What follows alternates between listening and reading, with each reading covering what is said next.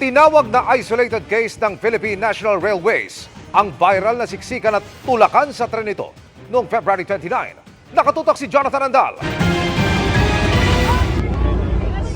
Nagtutulakan na ang mga pasahero sa sobrang siksikan sa tren na ito ng PNR o Philippine National Railways.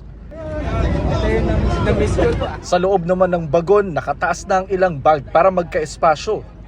Pero ang kuhang ito, rush hour nitong Huwebes sa PNR EDSA Magallanes Station, tinawag na isolated ng pamunuan ng PNR. Humihingi kami ng paumanhin at pipilitin na wag nang muli mangyari yung ganyan. It's an isolated case and we're going to make sure that we get to the bottom of it. Kung umiiwas sa siksikan, meron na raw ngayong bus dito sa May Tutuban Station tuwing alas 9 ng umaga at alas 3 ng hapon na tulad ng tren ay biyahe ring Tutuban hanggang Alabang.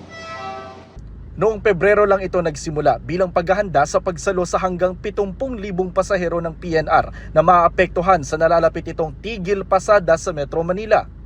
Babaklasin na kasi ang mga riles para bigyang daan ang konstruksyon ng mas modernong North-South Commuter Railway na babagtas mula Pampanga hanggang Laguna. Yung construction po na yan mag-start anytime next month or the month after next. Currently, we're finalizing kung kailan finally madidesisyonan yung tigil pasada ng PNR. 80% ng tapos ang bahagi niyan mula Bulacan hanggang Pampanga habang sa 2028 planong pagganahin ng buong linya.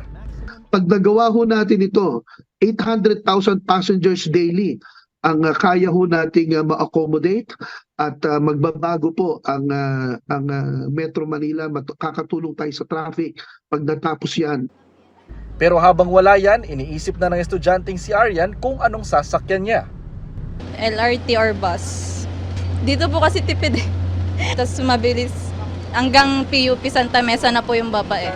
Para sa GMA Integrated News, Jonathan Andal, nakatutok 24 oras.